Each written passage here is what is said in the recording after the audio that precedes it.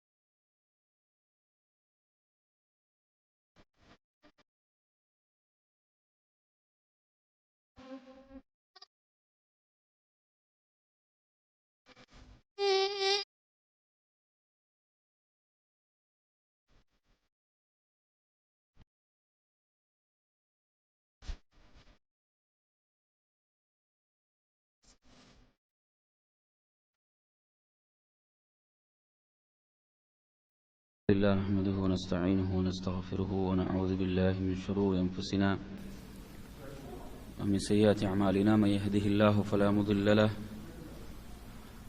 ومن يضلل فلا هادي له، وأشهد أن لا إله إلا الله وحده لا شريك له، وأشهد أن محمدا عبده ورسوله. أما بعد، يا أيها الذين آمنوا اتقوا الله حق تقاته ولا تموتن إلا وأنتم مسلمون. يا أيها الناس اتقوا ربكم الذي خلقكم من نفس واحدة وخلق منها زوجها وبث منهما رجالا كثيرا ونساء، واتقوا الله الذي تساءلون به والأرحام إن الله كان عليكم رقيبا. يا أيها الذين آمنوا اتقوا الله وقولوا قولا سديدا يصلح لكم أعمالكم ويغفر لكم ذنوبكم، ومن يطع الله ورسوله فقد فاز فوزا عظيما. فإن أصدق الحديث كتاب الله، وخير الهدي هدي محمد صلى الله عليه وسلم، وشر الأمور محدثاتها وكل محدثة بدعة وكل بدعة ضلالة وكل ضلالة في النار. அன்புக்குரிய சகோதரர்களே, தாய்மார்களே, சகோதரிகளே, அஸ்ஸலாமு அலைக்கும் வரஹ்மத்துல்லாஹி வபரகாத்துஹு. அல்லாஹ்வுடைய பேரருளால் நாம் அல்லாஹுடைய மஸ்ஜிதிலே அவனது தீனை விளங்கிக் கொள்வதற்காக அமர்ந்திருக்கிறோம். இன்று நாம் நமது தலைப்பாக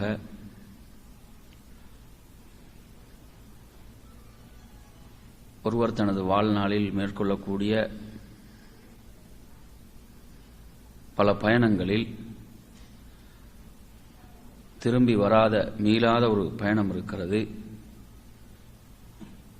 அதை பற்றிய சில செய்திகளை உங்களுக்கு குர்ஆனில் இருந்தும் சுன்னாவில் இருந்தும் நினைவூட்டலாம் என்று நினைக்கின்றேன். அன்பிற்குரியவர்களே, நமது ஒரு சகோதர முஸ்லிம் நமது குடும்பத்தைச் சேர்ந்தவராக இருக்கலாம்,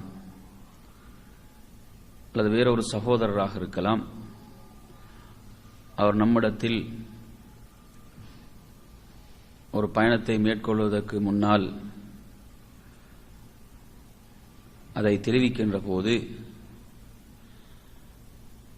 மார்க்கம் கற்றுத்தருகின்ற பிரார்த்தனை துஆ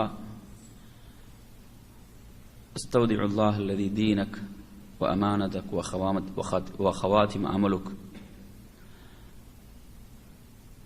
இதில் அல்லாஹ்விடத்தில்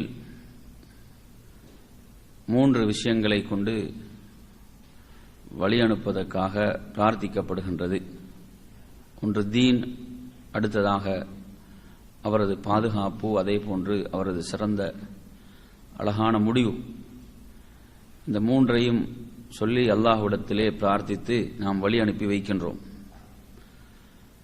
ஆனால் மரணத்தை பொறுத்தவரையில் இப்படியாக வழி அனுப்பப்படுவதில்லை, இப்படி நாம் வழி அனுப்புவதில்லை என்பதை நாம் நமது வாழ்நாளில் பார்த்து கொண்டிருக்கிறோம். அன்பிற்குரியவர்களே, மனித வாழ்க்கையில் பிரிவென்பது ஒரு வேதனையாகத்தான் இருக்கின்றது. உதாரணமாக, நாம் இங்கிருந்து நமது மனைவி, பிள்ளைகள், பெற்றோர்களை பார்ப்பதற்காக, உறவினர்களை பார்ப்பதற்காக நமது ஊருக்கு சென்று திரும்புகின்ற போது அந்த பிரிவு ஒரு வேதனையாக இருப்பதை பார்க்கிறோம். நமக்கும் அது வேதனை, நம்மை வழி அனுப்பக்கூடிய நமது உறவுகளுக்கும் அது வேதனை. கண்ணீரோடு தான் வழி அனுப்புகின்றார்கள், கண்ணீரோடு தான் நாமும் விடை பெற்று வருகிறோம். எனவே இப்படி மனித வாழ்வில் பிரிவென்பது வேதனையாகத்தான் இருக்கின்றது. இந்த பிரிவுகளை பொறுத்தவரையில் திரும்ப பேசுவதற்கும் பார்ப்பதற்கும் சந்திப்பதற்கும் இதில் வாய்ப்புகள் இருக்கின்றன. ஆனால் நாம் இங்கு உங்களுக்கு நினைவூட்ட விரும்புகின்ற பிரிவை பொறுத்தவரையில் அது மறுபடியும் பார்ப்பதற்கோ பேசுவதற்கோ சந்திப்பதற்கோ எதற்கும் அவகாசம் அளிக்க மாட்டாது. மீள முடியாத, திரும்ப முடியாத ஒரு பயணம். அன்பிற்குரியவர்களே, நபிகள் நாயகம் ஸல்லல்லாஹு அலைஹி வஸல்லம் அவர்கள் ஒவ்வொரு முஸ்லிமும் இந்த மரணத்தை அதிகம் நினைவு கூற வேண்டும் என்பதை அவர்கள் விரும்பினார்கள். அவர்களுடைய கூற்றுகளும் அதை உறுதிப்படுத்திக் கொண்டிருக்கின்றன. அதிலும் குறிப்பாக நாம் வாழக்கூடிய இந்த காலத்தை நாம் எடுத்து நோக்குவோம் என்று சொன்னால், உண்மையில் மறுமை என்பது நெருங்குகின்ற போது, முஸ்லிமுடைய ஒரு ஹதீஸில் ஜிப்ரீல் அலைஹிஸ்ஸலாம் அவர்கள் வந்து பல கேள்விகளை கேட்கக்கூடிய ஒரு நீண்ட ஹதீஸ். அதிலே மறுமையின் அடையாளங்களை பற்றி அல்லாஹ்வின் தூதரிடம் ஜிப்ரீல் அலைஹிஸ்ஸலாம் அவர்கள் கேட்கின்ற போது அல்லாஹ்வின் ரசூல் என்ன பதில் அளிக்கிறார்கள் என்று சொன்னால், மறுமையினுடைய அடையாளங்களாக ஆடு மேய்த்துக் கொண்டிருந்தவர்கள், பாதணிகள் அற்றவர்கள், சரியான முறையிலே ஆடைகள் அற்றவர்கள், கட்டிடங்களை கட்டுவதில் போட்டி போடக்கூடிய ஒரு நிலை உருவாகாத வரை மறுமை என்பது நிகழாது என்று குறிப்பிடுகிறார்கள். எனவே இது எதை எடுத்து காட்டுகிறது என்று சொன்னால், மறுமை என்பது நெருங்க நெருங்க மக்கள் உலக காரியங்களில் போட்டி போடுவார்கள். உலகத்தை பெற்றுக்கொள்வதிலும் உலக ஆடம்பரங்களிலும் அலங்காரங்களிலும் போட்டி போடக்கூடியவர்களாக இருப்பார்கள். நாம் பார்க்கின்றோம், இந்த நவீன உலகத்தில் நுகர்வு கலாச்சாரம் என்று சொல்கிறோம், உலக மயமாக்கல் என்று சொல்கிறோம், இப்படி பல வார்த்தைகள். இன்றைய தொலைத்தொடர்பு சாதனங்கள் இவைகள் மூலமாக எப்படியெல்லாம் இந்த உலகம் அலங்கரித்து காட்டப்பட்டுக் கொண்டிருக்கின்றன. என் அருமையான சகோதரர்களை, உலகத்துக்காக எவ்வளவு போட்டி போட்டுக் கொண்டிருக்கிறார்கள். உலகத்துக்காக இந்த உலகத்தினுடைய ஒவ்வொரு ஆடம்பரமும் அலங்காரமும் அவர்களை மரணத்தை மறக்கடிக்க செய்திருக்கின்றன என்பதையெல்லாம் நாம் பார்த்து கொண்டிருக்கிறோம். கொஞ்சம் சிந்தனை செய்து பாருங்கள். மஸ்ஜிதுக்குள் இருக்கக்கூடிய நாம் ஒரு சிறிய கூட்டம், ஆனால் மஸ்ஜிதுக்கு வெளியே அலைமோதுகின்ற கூட்டத்தை சிந்தித்து பாருங்கள். என் அருமையான சகோதரர்களே, உலக விஷயங்களில், உலக அலங்காரங்களில், ஆடம்பரங்களில் எவ்வளவு அலைமோதி கொண்டிருக்கிறார்கள். என் அருமையானவர்களே, அல்லாஹ்வின் ரசூல் இதைத்தான் குறிப்பிடுகிறார்கள். மறுமை நெருங்குகின்ற போது உலகத்துக்காக, உலகத்தை அடைவதற்காக போட்டி போடுவது என்பது அதிகரிக்கும் என்று குறிப்பிடுகிறார்கள். எந்த அளவுக்கு அல்லாஹ்வுடைய ரசூல் சொல்கிறார்கள் என்று சொன்னால், ஒருவர் காலையில் மூமினாகத்தான் எழுந்திருப்பார். யுஸ்பிஹு மூமினன், காலையில் ஒரு மூமினாகத்தான் எழுவார். ஆனால் வயும்சி காஃபிரன், மாலையாகின்ற போது அவர் ஒரு இறை நிராகரிப்பாளராக மாறிவிடுவார்.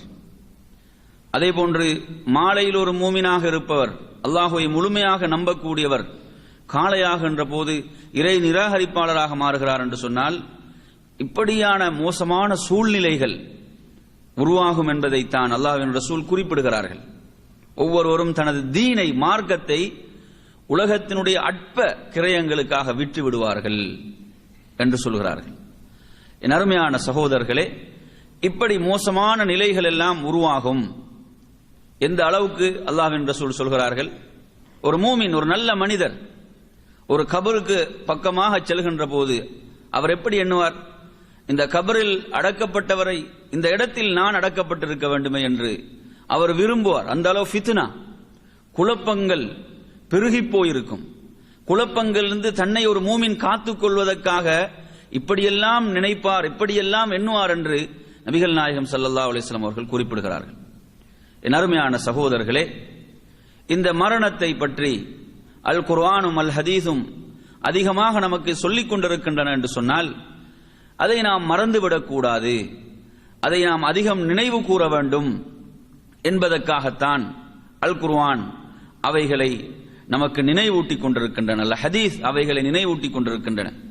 என் அருமையான சகோதரர்களே, மரணத்தை பொறுத்தவரையில் அல்லாஹு தஆலா இதை மனித குலத்துக்கு ஒரு மிகப்பெரிய சவாலாகத்தான் ஆக்கி வைத்திருக்கிறான்.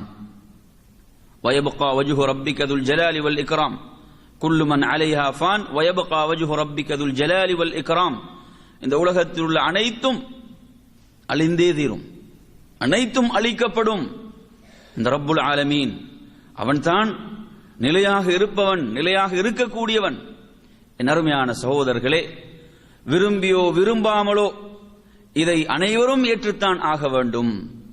விரும்பியோ விரும்பாமலோ இந்த அழைப்புக்கு செவிசாய்த்துத்தான் ஆக வேண்டும்.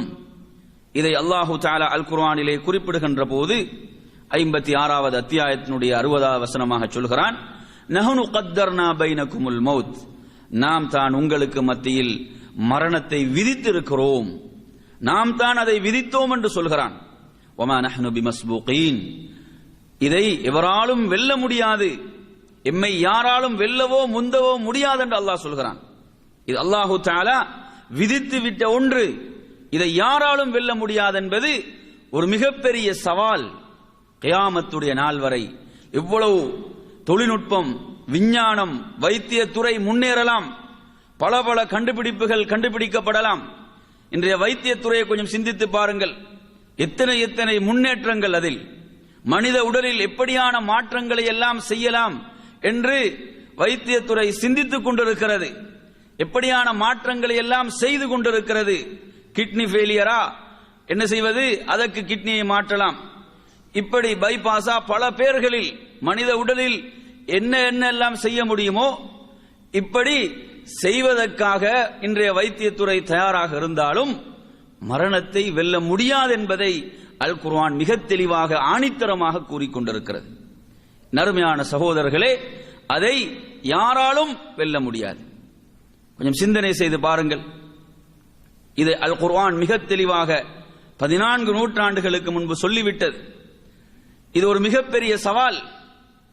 இது அனைவரும் இதை ஏற்றுத்தான் ஆக வேண்டும், அனைவரும் இந்த அழைப்புக்கு செவிசாய்த்து பதிலளித்துத்தான் ஆக வேண்டும் என்பதை அல் குர்ஆன் மிக தெளிவாக சொல்லிக் கொண்டிருக்கிறது. அதே போன்று நீங்கள் அதே சூரத்துல் வாக்கியாவுடைய இறுதி வசனங்களில் பார்க்கலாம். ஃபலவுலா இதா பலகத்தில் ஹுல்கூம், அவர்களுடைய உயிர்கள் தொண்டை குழியை அடைந்து விட்டால், கொஞ்சம் கொஞ்சமாக அந்த உயிர் கைப்பற்றப்படுகிறது, உடலிலிருந்து பிரிக்கப்படுகிறது. அல்லாஹு தஆலா ஒரு இடத்தை சொல்கிறான், அது ஹுல்கூம், தொண்டை குழியை அடைந்து விட்டால் வஅன்தும் ஹீனைதின் தன்துரூன், அந்த காட்சியை நீங்க பார்ப்பீங்க. அல்லாஹ் சொல்கிறான், அந்த காட்சியை நீங்கள் பார்ப்பீர்கள். எவ்வளவு வேதனைப்படுவான், எவ்வளவு கஷ்டப்படுவான், எவ்வளவு சிரமப்படுவான், அந்த நிலையை நீங்கள் பார்ப்பீர்கள் என்று அல்லாஹ் சொல்கிறான். ஹீனைதின், அந்த நேரத்தில். அப்ப நீங்க என்ன செய்வீங்க? அப்ப நீங்க அதை பார்த்து கொண்டிருப்பீர்கள் என்று அல்லாஹு தஆலா சொல்கிறான். நறுமையான சகோதரர்களே, ஏன் இந்த வசனங்கள் நாம் சிந்திக்க வேண்டும்? இவைகளை சிந்தித்து நாம் மிகப்பெரிய ஒரு படிப்பினையை பெற்றுக்கொள்ள வேண்டும். அல்லாஹ் சொல்கிறான், வனஹனு அக்ரபு இலைஹி மின்கும் வலாக்கின் லா துப்சிரூன். நீங்க அவரை சூழதான் இருப்பீங்க, அவரை சூழ்ந்திருப்பீர்கள், ஆனாலும் உங்களை விட நாம் அவருக்கு மிக நெருக்கமாக இருப்போம், உங்களால் எம்மை பார்க்க முடியாது. இதை சொல்லிவிட்டு என்ன சொல்கிறான்? ஃபலவுலா இன் குன்தும் கைர மதீனீன், அனைவரும் விசாரிக்கப்படுவதற்காக எழுப்பப்படுகின்ற அந்த தீர்ப்பு நாள் அப்படி ஒன்று இல்லை என்று சொன்னால், தர்ஜிஊனஹா இன் குன்தும் சாதிகீன், நீங்கள் உண்மையாளர்களாக இருந்தால் அந்த உயிரை மீட்டு பாருங்கள்.